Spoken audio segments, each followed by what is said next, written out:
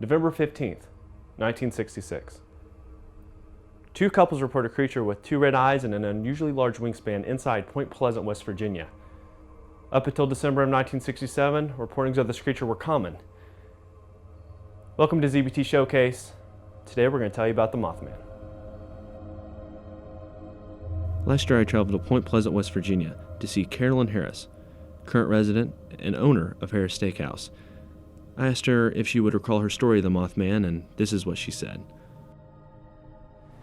Well, it started, there was two couples up in the TNT area, and it was also a place that everybody went to park, and they were drag raced up there and whatever. It was government owned, and not all of it wasn't occupied at that time. And the two couples that was up there, the first spotting of it was there, and they were parked, they had their parking lights on. They thought that might have been part of a draw. But anyhow, the Mothman came up over top of them, like to scared them to death because they never had heard or didn't have an inkling, what was there. And he was about really, really tall. They estimated about 8 foot and had about an 8-foot wingspan. Nothing like anyone had ever seen in this area.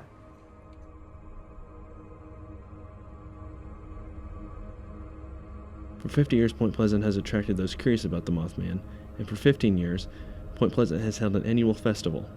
At that festival was a Craig Woods, a tour guide.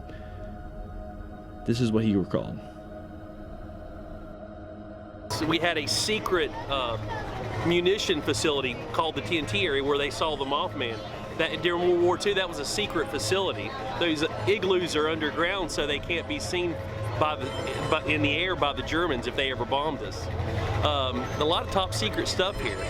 When you go to the Mothman's what is neat, but the Men in Black's what intrigues me. Why were they here? Why were they trying to intimidate people? What were they trying to hide? There's just a lot of different aspects, a lot of different history here in Point Pleasant that a lot of people don't know about. Everybody knows about the Mothman, but there's so much more to this town. When the bridge fell, it was tragic. Everybody was recovered except for two people, a mother and a daughter. I only know the daughter's name, and her name was Kathy Bias because she was, well, they actually had a park name for her, and that was my sister's friend. She went to grade school with her. So that was like her first friend that she lost. They were in 2nd grade together. On December 15th, 1967, 46 people lost their lives when the I-bar suspension bridge connecting Canoga, Ohio and Point Pleasant, West Virginia collapsed. This bridge was known as the Silver Bridge, and its failure was believed to have been the amount of excessive weight obtained by the rush hour traffic during the holiday season. Here's a list of some of their names.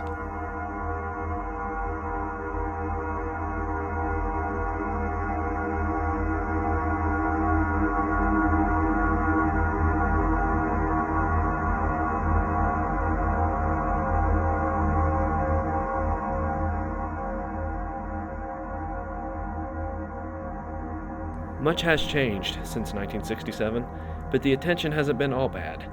The Mothman Festival attracts those seeking answers and those seeking to give help. I spoke with cryptozoologist Ken Gerhard, and this was his take on the Mothman. This is kind of the year that everything launched. 50 years ago, everything kind of launched as far as the Mothman go. Moreover, I've written a book called Encounters with Flying Humanoids. So I've investigated Mothman, I've investigated similar creatures down in Mexico, and I've collected eyewitness accounts of flying humanoid creatures like Mothman from all over the world. So it's a main focus of my research. We are a cosplay charity group. We're based out of Charleston, but we've got members all throughout the state. Charleston, Beckley, Huntington, Parkersburg, even as far as Morgantown, I believe. Maybe somebody in Morgantown? And a few of us in Kentucky. Yeah, definitely in Kentucky as well. Closer. Yeah, Ashland. We work with the American Heart Association and the Children's Home Society of West Virginia. Everything we do, all the fundraising we make is either for those or for occasionally. This year we also raised funds for some flood relief efforts being helped managed with Children's Home Society of West Virginia. Today we're raising funds for our annual toy drive. Last year we raised about $11,000 for toys for children that just needed to have a better Christmas. And this year we're on track for about the same, just trying to raise funds anywhere we can throughout the state. We do parades, hospital visits, birthday parties, conventions, events like this, festivals. and pretty much something we can do. We're more than happy to. Although the existence of Mothman is debated, going to the festival is still worth the trip. You experience things, abnormal things, and things that may not even make sense. However, and out of it all, maybe you have that one moment that entices you to believe that, just maybe, there's something else out there. Thank you for watching this month's ZBT Showcase. Hope you have a happy Halloween, and we'll see you next month.